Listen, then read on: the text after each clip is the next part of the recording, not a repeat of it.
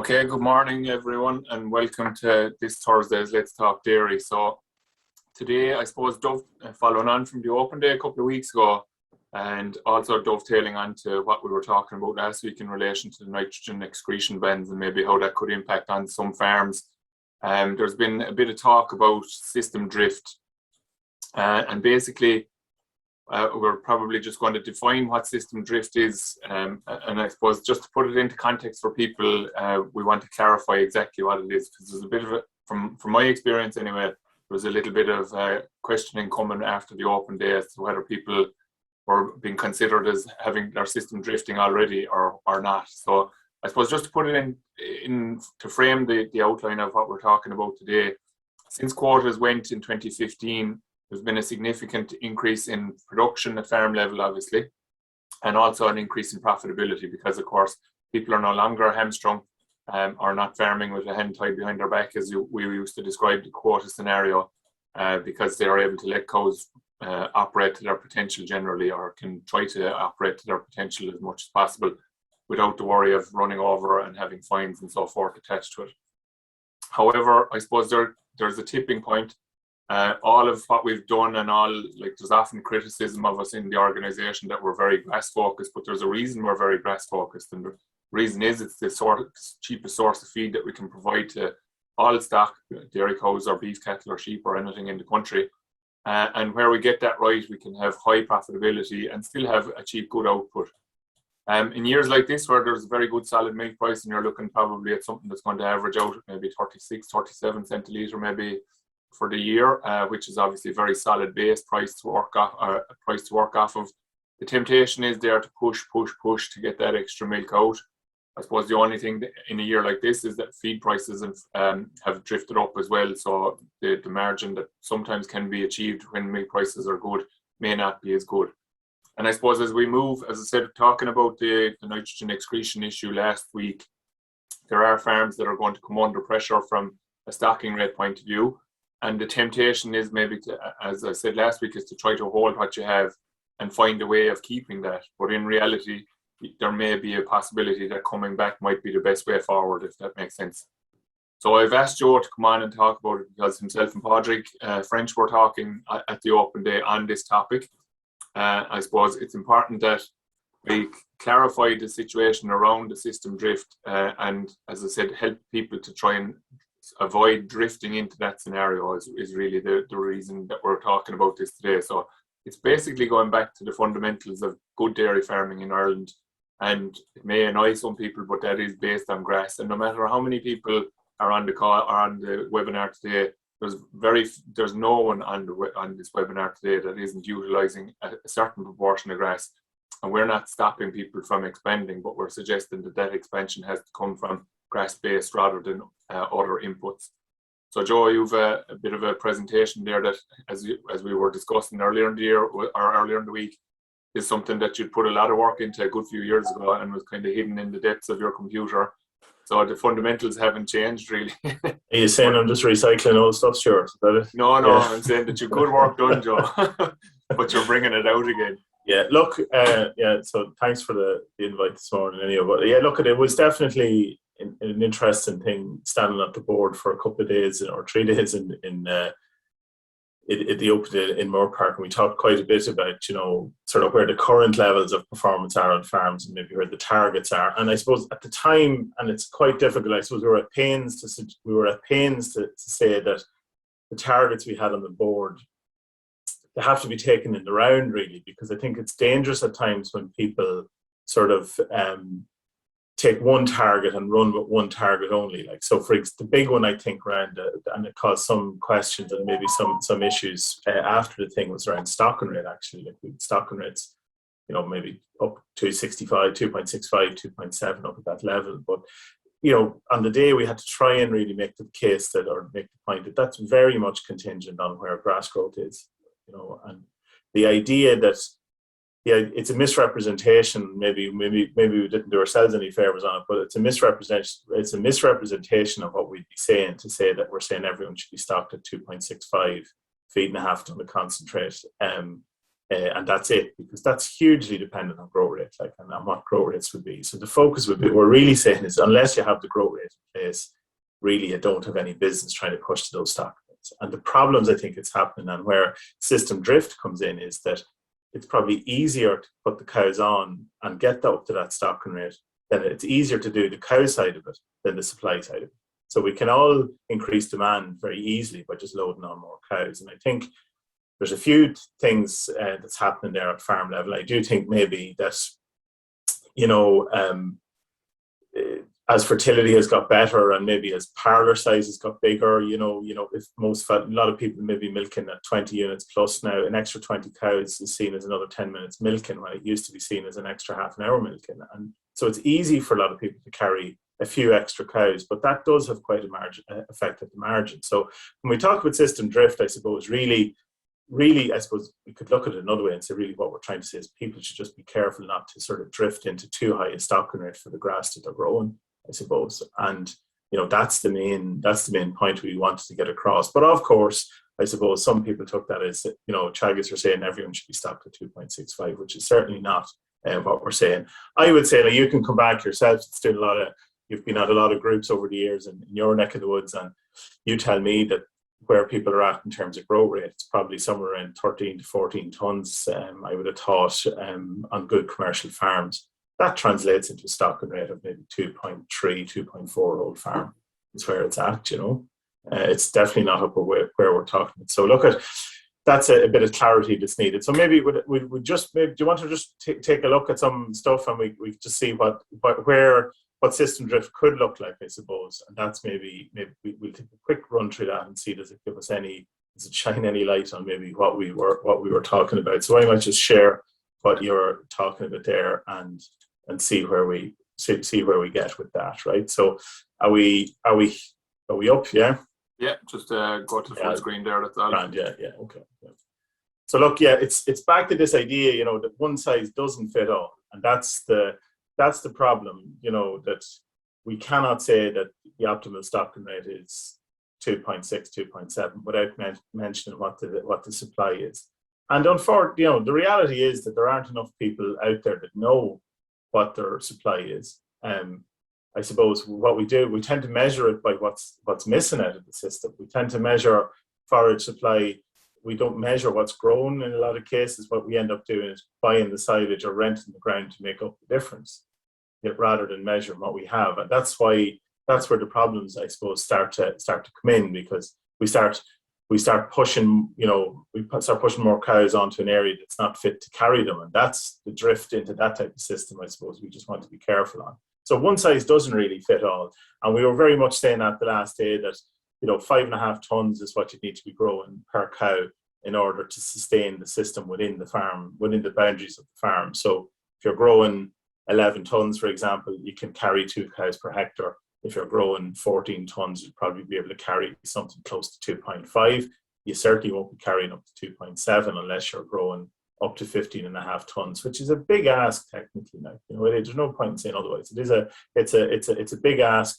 It's a research target, I suppose. Some farms are doing it, but it's quite hard to replicate that year on year. But look, people are increasing in their grass production for sure, but that higher level is difficult to sustain over time. So look, I suppose when we talk about herd demand, there's lots of things in here. And I suppose when we talk about systems, Stuart, and system drift, everybody, you can argue in a lot of these things, is it a system at all, or is it just a component of the farms? Because it seems to me, talking to farmers over the years, that there seems to be 17,000 dairy farms in the country and 17,000 opinions on systems.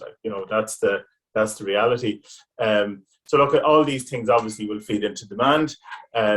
Your calving pattern, your lactation length, obviously your live weight of your cows, your culling policy, whether you cull your cows earlier, whether you finish them on farm, all those things will affect your demand. What affects your supply? Obviously, it's your grazing hectares and your growth rate are the big ones. Your growth rate and growth pattern, those are the ones that's going to affect supply. So really, when we talk about, you mentioned about, we're pushing very much about a pasture-based system. Really, when we talk about system drift, to me, I suppose if we end up drifting away from the idea of matching supply and demand within the farm, that's where we start running that's where things start to get marginal in terms of the return, right? So look just before you go on there, go back to that previous slide there. Yeah. Where you have the external block hectare now, and you've said about the 2.7 stocking rate, just clarify that, we'll say, because most farms, that's probably can be a bit of the nobody issue as well, is that the vast majority of farms in Ireland have an outside block, and absolutely, how do they utilise it best, like? And we fully take that point. Like we're all living in the real world here, that people will have an external block, Stuart. So look, where are people at in terms of, the external block becomes a big issue, I suppose. Look, the thing there is that when we talk about sort of sustaining the herd, that's, if, replacements plus cows, plus dry cow feed, etc. Generally speaking, whole farm stocking rate is what you're looking at there. And whole farm stocking rate of about, at that level of growth rate across the farm is generally going to be, for that 14 tons growing, is about somewhere around 2.3 to 2.4 whole farm, right? For a lot of people, that might mean something around 3 cows to the hectare, or 3.1 cows to the hectare, maybe on grazing, back to 2.4 whole farm. That's kind of seems to be where the sweet spot is kind of is. But I suppose the issue becomes then, what if there's more outside block available? Do we start pushing on to 4 cows per hectare, 5 cows per hectare, 6 cows per hectare?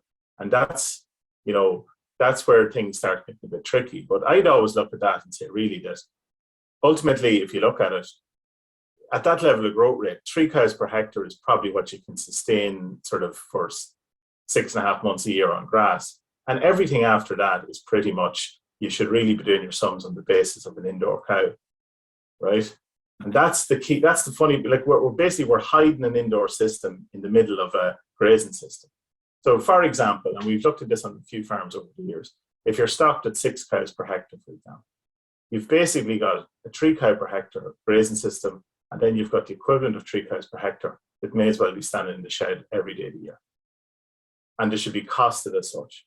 You know what I'm trying to say? So, even though they're out by day and in by night, all those things become tactical, I suppose. But when you add up the feed cost over the whole thing, it's basically a grazing system with an indoor system sort of mixed in the middle of it. So oftentimes that complicates the management at farm level, because it makes it harder to get paddocks grazed out. It makes, there's obviously issues with heavy stocking rates on paddocks, and moving cows pre and post milking, and all those things come into it. So sometimes you wonder, like, that you get to a point where, get to a certain point in stocking rate where really you should just be basically saying that I effectively now have an indoor system. And if that's your choice, that's your choice, But we can't be kidding ourselves saying that, I'm stocked at 7 cows to the grazing hectare. Really, there's probably 4 cows to the hectare of that may as well be in the shed all year. And that's from a feed budget point of view. Okay, that's the point. And that is a difficult one, and that's why we do need to look at this probably case by case. But it's a concept, I suppose, we're trying to work with people to sort of try and put the numbers on that as best we can. So, I'll just skip a wee bit there, because I know we're not going to have a huge amount of time this morning, but I just wanted to skip to something that, if you look here, this is maybe tells me something about what we're talking about. That's milk and platform stocking rate versus feed cost per litre at farm level, right? That's from Profit Monitor data. Now, you would expect, wouldn't you? You would expect from research that that milk and platform stocking rate and feed cost per litre would be very tightly linked, right?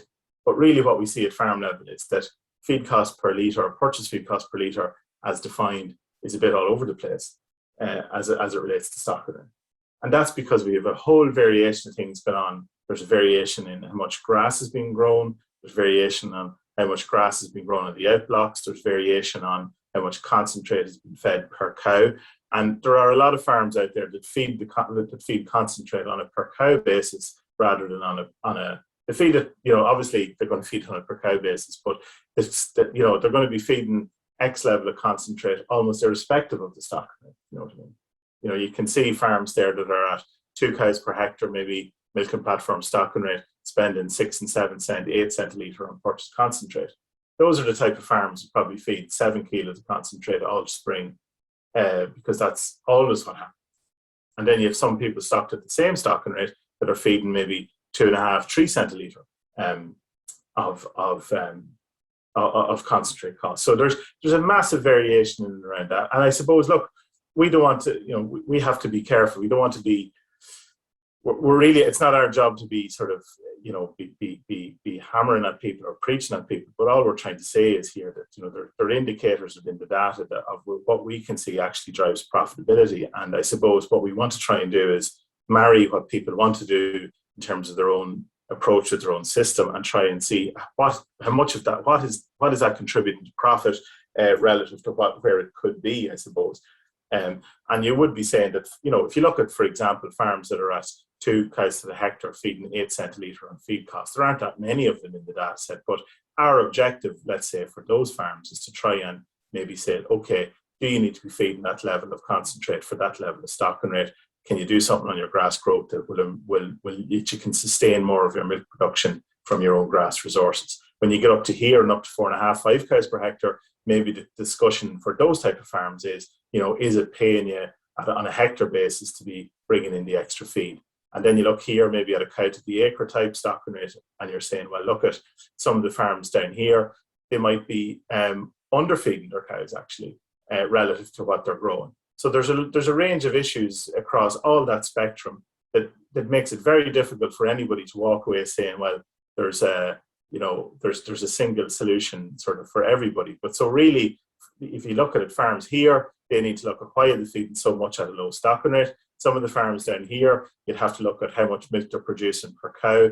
Are they underfeeding cows maybe perhaps at certain times of the year? Maybe they are, maybe they aren't, depending on the growth rates. And up here, that maybe the sustainability of the stocking rates might be the issue. So there's a range of issues out there that we all gets wrapped up in this notion of system, I suppose. And what we don't want to happen is that people say, well, that's my system and that's it, and therefore the conversation ends. Do you know what I'm trying to say? So there's a lot to think about there. Yeah, so I suppose, Joe, just for people maybe that aren't familiar with the graph that you have there, like that R square that's there, if there was a good relationship between the stocking rate and the feed cost, that line would be up at an angle, basically 45. Yeah, that should be, yeah. That you could read that as saying that's basically 2% of the difference on the farm of feed costs is down to stocking rate. So the relationship between feed costs and stocking rate at farm level is very weak, but it should be very strong. If you think about it, at research level, you'd expect it to be very strong, because you'd say that as I increase my stocking rate, you'd expect as you increase your stocking rate, you would expect your feed cost to go up. But the issue at farm level is, Stuart, there's such a variation in grass growth, there's such a variation in people's approach to feeding concentrate, there's such a variation in cow type, that all of those issues cloud the relationship between stocking rate and feed costs. Whereas at a research level, like if you take it was in, say, Curtains or in Ballyhaise or in Solihull or wherever, you basically start off with the same cow, the same grass growth rate, and then you change the stocking rate, and what happens? Feed cost changes. You get me? Whereas here, it's all the variation at farm level hides the effect of stocking rate on feed cost. And really what we're interested in is, can we help farmers, each of those individual dots there is a farm, so can we help farmers improve their efficiency and move the dial that, that the stocking rate is appropriate for the grass they're growing, and that the feed cost is appropriate for the stocking rate they're at. That's all we're really trying to do here. We're not trying to box people in to this is a good system and this is a bad system. We're really trying to say is, look, can we bring stocking rate, cow performance and feed costs together and put a bit of extra margin on the farms that we're up. That's what we're trying to do. Now, you mentioned about why we're stuck with the grass thing. I suppose the reason that we go after the grass part of it is that when we look at it on a per hectare basis, and you mentioned the line being a bit straighter, that's the line there for how much grass we're grazing per hectare versus net profit per hectare. And that relationship, depending on the year, is anywhere between sort of 50 and 60%. In this data set, it's a bit lower, but generally speaking, it explains half to 2/3 of the variation in profit is down to how much grass you can graze per hectare, right? That's why we go after it. And that's why we want to try to get people to say, okay, can I grow a bit more grass? Can I get cows to eat a bit more of it? Can I manage my stocking rate and my feed inputs in order that the herd produces more from our grass resource? And if we do that, we get more profit per hectare out. Okay, so that's the relationship between grass eaten and profit is very strong. But as I say, it's kind of clouded by the fact that you've all this you've all this noise happening at farm level, which is, it's understandable. You've got 17,000 managers on the block there, rather than just one running a trial. That's and 17,000 individual circumstances as well to be looked at, you know. All right. Look, I just move it on, Stuart, and I'll just give an idea. Like, we were looking at the question, I suppose you're coming at is really what happens when you have reached the point where you're sort of sitting at a cow to the acre and you're saying, well, where do we go from here? I suppose that's an issue that happens, and maybe that's where the drift sort of comes into it, right? And maybe that's one thing we're going to look at. So I'll just throw up a quick case study here for a second, and that'll maybe hopefully help us to have something, throw a bit of light on that. So we're just looking at just a bit of a case study we looked at a couple of years ago about the idea here is like a farm that's kind of sitting at average enough performance. What are they going to do different over the next couple of years? Will they change stocking rate? Will they improve? What's the value of getting bigger or versus getting better, or both? I suppose that's the question. So just bear with us for a second. They're saying, look at, let's just take this as an example farm, right? So 45 hectares with 15 hectares of an outblock, right? Milking 100 cows, 413 kilos of milk solids, grazing stocking rate 2.22, very close to where you might say the average farm is. The Dairy Gold average is not that different to this, right? So look at more or less where we're at. Meal is kind of 3/4 of a ton, pretty standard, growing about 12 tons. That's your setup, right? That's where you're at. Okay. So so you can see your feed budget, your grazing, your grass, you've got your 1.3 tons of silage being eaten over the year and 3/4 of a ton of meal. We all know farms like that. Okay. So, and that's your production, how your sort of standard seasonal production, obviously, with your summer, with good production over the summer and tapering off obviously at the edges, right?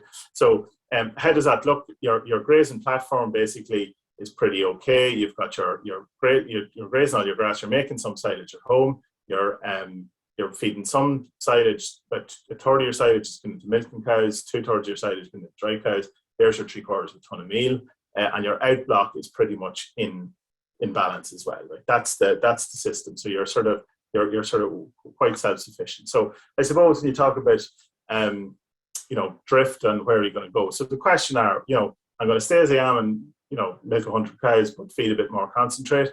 I'm going to maybe improve the solids by breeding and maybe improve a bit on grass quality. And maybe what I'm going to do is I'm going to increase the stocking rate and buy a bit of maize because or buy silage, maybe buy maize, maybe rent a bit of land and push on, but the cows are going to stay the same essentially. Or I'm going to try and push my grass growth, increase my solids and jack up my stocking rate, but on the back of extra grass growth rather than on the back of extra silage bought, right? So I think that's a fair representation of maybe where fellas might be at or where people might be at in terms of what they're thinking. So I am where I am. How am I going to maybe milk a few extra cows, 20 extra cows?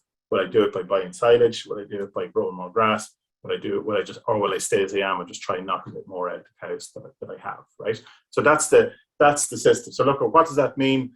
There's a range of things here. So remember, this is kind of 100 cows.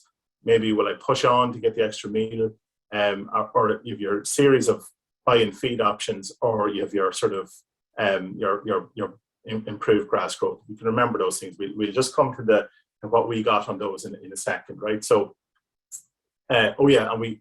On that also, what we would have said is, look, if you're carrying from 100 to 125 cows, you're going to have to obviously put the facilities in place. So in the expansion scenarios, you're going to have to cover, an extra, you're going to have to pay a bit of extra labor, put in the facilities, cover the extra overhead. So there's not just the feed budget cost, but there's also the marginal cost of carrying the extra 25 cows at least for the time you're paying for the extra facilities, right? So that has to be accounted for as well. So look at, when you add all that up, right, Stuart, I'm sorry for rushing through this quickly, but I just wanted to try and get on to the sort of the outcome of all this. So look at, the baseline is stay as you are, and these are all cash margins. This is kind of cash margin per hectare at 30 cent a litre. What will happen at 30 cent a litre? So this is kind of meal cost at 240 a tonne or 280 a tonne, right? And over here is if you're debt free. So let's say in 10 years' time, when you're finished paying for the extra facilities, etc., if you're debt free, how will it look after a while? Because people often ask that question. Sure, if once I'm finished paying for the facilities, I'll have the extra cows to milk. Okay, higher meal, just feeding the extra meal at 30 cent a litre. given the level of expected response, pretty much you might make 50 quid a hectare more at 240 euros a ton. You pretty much break even at 280, right? So that's a 30 cent a litre. So really saying the higher concentrate, it'll not put a huge addition in margin. However, if you take your 413 kilos of solids cow and improve the breeding on the grassland and improve the production of the cows through better cows and better grass, the difference in margin per hectare could be up to 500 euros a hectare, okay, by concentrating on better breeding and grass. If I decide, you know what, I'm going to jack up the stocking rate and buy in silage, and I've taken silage here, meaning 68, 67, 68 DMD silage, because that's what's available to buy on the country. I don't see really high quality stuff being bought too often. If you're doing extra, just buying in silage, while you're paying for the shed, basically, you'll be down 100, 150 euros a hectare. Okay? When the shed's finished paid for and the facilities are finished paid for, the margin is just about break even, I would say. Similar with maize. With maize, maybe the loss while you're paying for the shed is a bit less, but a bit more of a margin in it because the quality of feed that you're buying is better. You have a huge number of assumptions behind this in terms of costs of all these forages, but the general thrust of this is if I'm pushing up cow numbers and not improving my grass growth and relying just on bought in silage to increase my profit at 30 cent a litre, buying it at sort of standard enough meal prices, you're basically saying that there's no margin in it. And even when you've shed finished paying for, the margin is still small. Renting extra land and doing it all yourself, rather than buying it on the stem, depending on where you're at, depending on what the quality of that land is and all other things, there may not be a huge margin in that either. Whereas if you were talking about improving your grass production, getting your solids up closer to 460 a cow, you're basically holding your concentrate as best you can, maybe feeding a bit extra, but not a huge amount extra, but really driving it on better grass growth and better cow type. The marginal benefit is up to 500 euros a hectare, but when you're debt free, it's up to 700 euros a hectare extra profit, right? So really, if what I'm trying to show there is, Stuart, and I hope this is not that I haven't missed the point here, but I suppose what are we really saying here? That's staying as you are. This is just driving it by extra meal, and the margin is relatively small. Doing it, staying as you are, but improving your cows from where the dairy gold average is at the moment, there could be 400 or 500 euros a hectare benefit in that, and it comes without a capital cost. If I carry the extra cows and just go out and buy moderate quality silage, I'm probably going to be down slightly in margin while I'm paying for my facilities. It'll break even once the facilities are paid for. Similarly with maize, or similarly with renting moderate quality land. However, if I focus on improving my cows, improving my grass growth, and doing that from within our own resources, you'll probably make an extra 400 euros per hectare profit while you're paying for your extra facilities, and up to 700 euros extra profit per hectare once the sheds are paid for. Okay, obviously at 26 cent a litre, there's a lot more negatives on the board, and nothing really makes a whole lot of sense except for improving your quality of cow. And obviously at 34 cent a litre, the margins are quite strong for the improved performance. But even at 34 cent a litre, buying moderate quality silage on the stem and bringing it in to carry a few extra cows is marginal enough. So to me, that's an interesting enough way of looking at it. That really, if milk price is high, the reward for technical improvement is greater, rather than if milk price is high, the reward for extra cows is greater. You know what I'm trying to say? Yeah. So look, so when we talk about system drift, I suppose what we're trying to say is to people, do your sums on it. Like, someone else can sit down and do these sums and they'll come up with a different set of figures than me or something similar. But what I'm just saying is, do the sums on the extra cows, and if it pays to bring them on for how you're doing it, then you can look at it again. But the one thing we don't want people doing is just renting the extra ground for silage, or just carrying the extra 20 cows, or whatever it is, just for the sake of the extra 20 cows. And that's system drift in a nutshell, really. Yeah, and the other thing, I suppose, Joe, as I said, dovetailing from what we spoke about last week on the excretion bend rates and so forth. Yeah. The labour element of bringing on extra land or bringing in extra facilities, and my God, there's just even greater pressure than there was before in terms of labour coming now, like, so people really do. I suppose that was done in the context of purely just thinking about the future of your farm from an actual physical cow numbers and how your farm was performing. But now when you marry that to the whole potential requirement for extra storage and facilities to be added on, and as I said, the labour element of it, like, it makes an awful lot of sense to just work very hard on improving what you have, and you'll probably make more than what you're going to make even long term doing anything else in terms of extra numbers or anything.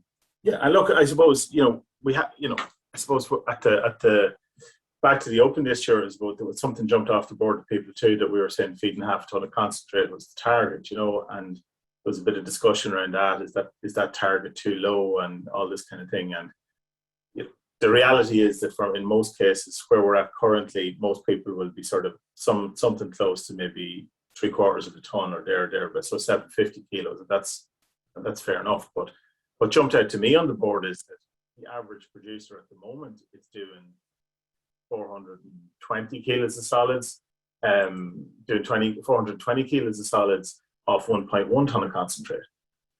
And to me, that's a bigger question than, that's the reality. Like, we're talking about a target of maybe close to half a ton. But to me, the bigger question for the industry is more, how are we feeding 1.1 tons of concentrate and getting 420 kilos of milk solids as an average? That's a bigger issue for people than what we write on the board as a target. And that's slightly concerning to me, that, the margin on that, at that level of concentrate, there are probably farms, and them, that are at that level of concentrate, they're probably doing up to 40 kilos of milk solids for 1.1 ton of concentrate. And it's probably profitable at that level. But the worry to me is that, are we just going to sort of drift into a situation where we only discuss the marginal value of extra concentrate rather than looking at the marginal value of extra tonnage grown and extra tonnage utilized? Because that's the concern you'd have as we drift, as we move, into a more settled situation. I suppose then, Joe, this is the $64 million one now for you. Like, you're talking about the average herds, and definitely there's big variation even across the co-ops in terms of that average. Like, and I do scratch my head from time to time wondering how people are actually getting by nearly with the level of solids that's been produced. Maybe when you see, obviously, if that's the average, there's half of the suppliers in that co-op are above that, and then there's half that are below that. Like, so, if you're one of the ones now where you're feeding maybe the 3/4 of a ton to a ton type feeding rate currently, doing a lot of the things right from a grass management point of view, knocking out your 530, 540, the risk of system drift there is it's a good there point, also. Like, it's there also, sure, that's for sure. And again, look, I suppose for farms in that situation, you still have to look at, it's the exact same principle, or it's the exact same idea, that you still have to do your sums on the marginal benefit of what it is you're thinking of doing. So, you take, if you want to carry a few extra cows in that situation, you still have to go back and work out what is the cost carrying those extra cows relative to the value of what you think you're going to put out. So it's the same principle or the same idea. You might be just using a slightly different set of sums, but just remember, like, if you're saying, I'm going to maybe carry a few extra cows, you're still going to need somewhere around 5 tons of forage dry matter, somewhere around that. You need to be costing in for about that much, and for most people that's going to come in as silage. So you're not going to have much change out of €1,000 in extra feed costs for the forage alone for your margin cow, right? And then you put concentrate on top of that. It's at least a ton in that situation, maybe, because you're going to feed a little bit extra to every cow because you have more of them. You're probably talking another €250. So before you know where you are, the marginal cow, even on a higher performing herd, is still costing you €1,200, €1,250 in marginal feed cost, right? Then you put the vet and the AI on top of that, and you put a few overheads on it. You're probably up to €1,450, could be up to €1,500 of marginal of marginal cost per extra cow over and above what you can carry yourself. And then you make your decision. Then say, well, what's the income of my cows relative to that cost, and take your labour and your overheads out of it, And if you're left with €300 after that, and you're happy to take €300 for that, then that's your own business and that's your own decision. But all we were trying to say is that I think people shouldn't walk headlong into carrying the extra cows just because they feel that they can. They should do it on the back of having done the sums on it, and do the sums and be realistic with be realistic with yourself. But we've done this sum with lots of herds. You're talking pretty much €1,200 as a starting point per extra cow, on feed cost per extra cow, which sounds huge, because you're looking at your profit monitor, right, and you're seeing, I'm spending, let's say you're spending €250 per cow on the feed cost, and you're thinking, yeah, that's fair enough. But that's the feed cost of the cows you have already. That's different than the feed cost it's going to be for the cows you're planning to carry. And I suppose if we could just get that, if we could get every farm that's thinking of doing something different or carrying extra numbers, just think about the margin cost versus the margin revenue. And then it's up to everybody then to decide what they want to do after that. If somebody wants to milk 10 extra cows for €300 a cow extra, that's their own choice. Within obviously the limits of nitrates and all the rest of it. But that's their own. We're not telling anyone, what's an acceptable margin. We're saying just do your sums on it before you decide to tie yourself in to a more intensive situation. That's all. Yeah, so I think a very important point, Joe, is as we kind of said at the outset, we're kind of coming to a tricky period maybe where people have to really sit down and consider where they are at. There's we're not, as you said, we're not actually trying to dissuade people from having stock, or we're not telling people to get rid of stock, but there could be justification for getting rid of some, and also just you could equally just as well hold the numbers that you have, but you can do a lot of things a lot better and actually make a lot of money without any investment. Absolutely. And sure, there are farms out there that would benefit from more cows. Yes. And to be realistic, there are farms out there maybe that are at a different stage of development, and you'd have some sympathy for those. Typically, maybe a farm that might be maybe a younger person coming back and taking over from the parents or whatever, and the farm is at a certain scale, and they're in a situation where maybe they're relatively lowly stocked, and in that situation they might benefit from more cows. And they need to look at that too and do their sums on that. But that's going to be up to a certain point. Then there are other farms possibly that are maybe lacking in storage, that are always under pressure for silage, that are under pressure for labour. Maybe there's 20 cows or so in a standard size herd. Maybe there's 20 cows too many, and maybe they should be selling 20. So that's what we're trying. There's no one answer that can cover all the circumstances out there. So we're just encouraging people to take a beat. Think about this stuff, do some sums, and our advisor there to help people do them sums, and get a plan together that makes sense for everybody in the business. Rather than just saying, well, you know what, I could squeeze 20 more cows in here, and I can do it by renting some ground a few miles down the road. We don't want people drifting into the assumption that a few extra cows based on a notional stocking rate, that it's going to be beneficial for them, because oftentimes it is. But we do have to remember there are other farms at different stages of development that might need a few extra cows to pay the bills as well, and they can't be forgotten about either. Yeah, so I suppose I just encourage people to put in some questions there if they want to ask them, because you're very quiet normally. There's something happening. You're even stunned into silence, Joe. But I suppose it's the big emphasis that we're trying to make here, and what yourself and Padraig were trying to make at the board as well, is that there's an awful lot of room for improvement on the existing cows within the herd. And you go back to that, you say that kind of brainstorming figure that you showed at the start. There's the recent figures for 2021 calving shows, I think 67 or 8% 6-week calving right now, so we've moved up quite a lot in the last number of years. Yeah, but still a long way off of industry target of 90, and it's all those factors that are contributing to that 420, 425 kgs of milk solids, and that people, by maybe getting rid of some of those later calving cows that have been held on to for years and years, and bringing in heifers that are going to do longer lactations, you can push up your kilos of milk solids. And as we're kind of just advocating that people try to do things better before they go getting bigger, basically. Yeah, absolutely. Look, this is a good time of the year to have this discussion, Stuart. It's coming into a quieter time of the year, hopefully, for people. There's time to sit and think about things a little bit. You've got decisions around culling. You've got decisions now around, housing stock and the pressure of feedstocks and the pressure of housing and slurry storage comes into some sort of focus this time of the year because you're planning into the winter time. And you're also thinking about next spring as well in terms of the workload of the facilities and all the rest of it. So really, I suppose what we should be asking people to do is think about, what is the right number of cows for the farm you have? And then when you have the right number of cows, have you got the best cows possible to fill those slots? Do you know what I mean? And there's time now to maybe look at that. Even your milk recording, go back and look at the lower end of the milk recording there might be some mature cows there that are only they'll be doing less than the herd average, obviously. They might only be returning you 340, 350 kilos of milk solids for the year.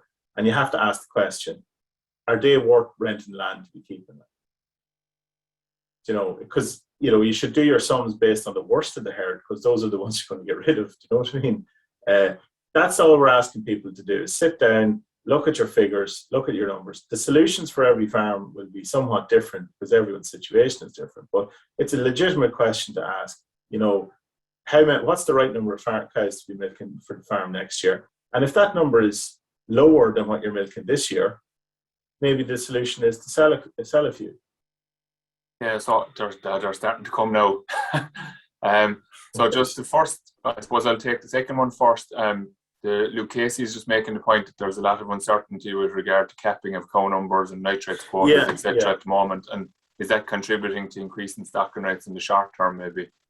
Have you thought on that? Yeah, look, it possibly is, Luke. It possibly is, but it's I've seen it, something similar over a couple of years. I've seen some good farms sort of existing for 5 years overstocked on the assumption that they were trying to set up a second unit or something like that. And they were always living for this thing that was going to come down the line. And they ran the farm at less than the optimal stocking rate for a number of years until they said, we probably need to adjust this again. But I do take your point on that people are maybe stacking a little bit to try and in case of in case something changes. But I would make just one maybe point to the contrary on that. It's amazing what a small percentage extra in cow numbers can do to issues with storage, issues with silage availability, issues with labour and stocking it. It could be as little as the last 5 or 6% can put the pressure on. So that's why the phrase the straw that broke the camel's back. Yeah, absolutely. Because I was thinking about this the other day actually. I'd reason to be thinking about this, about culling 4 or 5 cows, and I was thinking, culling 4 or 5 cows early is the same as it's enough silage for maybe 80 cows for a week. It's all putting it into context. Do you know what I mean? Like if you sold 4 or 5 culls a bit earlier in the year, they're gone before you house. Like maybe my sums are wrong, but I kind of come up with a figure in my head thinking, geez, that means that if we were under pressure for silage next spring, that's a week's feeding for 80 or 90 cows. Like. Yeah. Which is amazing to think about. So that's just running 4 culls down the lane a month earlier, and you're saying, well, that can have a big effect on the overall feed budget. It's that kind of stuff, that we just need to get fellas thinking on a wee bit. Sorry, Stuart. Yeah. So there's just one more question for you then, and then a very valid point, I think, which we'll make and which will kind of sum it all up very nicely, I think. So Mike Birmingham's just asking, in terms of the break-even milk solids per cow, should that be something that people should be looking at and making their decisions on that basis? Yeah, no question, Mike. It's a very good point, Mike. I wouldn't argue with that whatsoever. And that's why, why we really need to sort of get people looking at their sort of essentially looking at a profit monitor figure really, or looking at the figures per cow and what the cost per cow are and the output per cow is, and looking at where your break-even milk price is. There's no question about that. Very hard to make these decisions in the absence of good physical and financial data. So I would agree fully, and I know it was something that lads looked at last week with our own advisors on certain farms, and it's a sum and an issue that does need more attention. I would certainly say, yeah. Stuart, another question actually has just come in, Joe, and it's worth throwing it out there because I'm sure it's something that's exercising people's minds. All right, so John Cusson is just saying, is there any research done on reducing nitrogen usage and reduction on grass output, and hence the effect on stocking rate? On reducing nitrogen? Yeah, we'd say obviously we're looking into 10% reduction next year. Yeah. What's that going to do to grass growth on farms, and is there going to be an impact on stocking rate as a result of it then? There could be, yeah, and it is a very good point. Look at the nitrogen document that's it's on the Teagasc website that Pat Dillon and his team put together, covers that, and Lawrence did a nice model, and Elodie did a nice job on modelling that scenario out. And certainly, just a headline reduction in fertilizer nitrogen in the absence of changing anything else is the risk with that is that it's likely to lead to a deficiency or a deficit in maybe winter forage stock, Stuart. So there is a response to nitrogen, and obviously that response is not linear, but up to the levels that's been spread, certainly there's a response to it. There's a reason the nitrogen is spread. So certainly, you're looking at the risk in if the only thing that changes is nitrogen application rate on farms, you're likely to have lower grass growth. So the grass stock carrying capacity of farms will be dropped. And what we've seen over the years, what happens in that situation is that just creates a bigger demand for conacre and a bigger demand for buying silage on the stem, which adds cost in the system. No doubt about that. So that's really why the focus on clover has come into such sharp focus. Really, is that's a means of to at least partially offsetting the losses, the reductions in chemical end. But yeah, definitely an issue that, if your stock carrying capacity goes down, I'd say what more people will end up doing is buying more silage than reducing cow numbers. That's what will happen in the industry, unfortunately. That's the risk, of course, yeah. But if people adapt, and obviously better use the slurry and better use the slurry and clover will too. So for sure. But if it's the only issue, if it's the only thing that changes, sure, there's a risk. There's a big risk there. I think definitely the Pat Dillon's report and the Teagasc team report overall, that there was numerous centres involved in that. That was one of the key issues that was highlighted, actually, that if the only thing that changes is a reduction in fertilizer N, it might have it could have negative effects. You need to look at the clover in tandem with that for sure. Yeah, so I suppose we'd be just encouraging people to not be too worried about it at the same time, that that 10% reduction is quite attainable, and a lot of farms without having any major impact in reality. Yeah, but it doesn't mean a 10%. Yeah, it doesn't mean a 10% reduction in cows. I would be taking that as it's related but a separate issue to the idea of trimming out the least productive part of the herd to make the thing a wee bit more sustainable, for sure. Yeah. Okay. And as I said, there's one point came in here, and I think it sums it all up very well. So thanks to Martin DC for it. So Martin's comment is that I think information is the key. Milk recording, grass measuring to know where you stand. And that pretty much sums up what you've spent the last 30-40 minutes talking about. Yeah, and I would say, to add to that, it's very thanks for that, because it's a very good point. But I do think also a good handle on your cost of production is needed as well to make those decisions really come to life. Okay, and that's where we have to really get the focus back on this stuff with our clients and with our groups. It's there anyway, and it's being worked at, but it's just that it's a new angle maybe to be looking at it, that the marginal animals. Yeah. Yes, I suppose the final thing then, Joe, is if something isn't broken, don't go trying to fix it, basically, isn't it?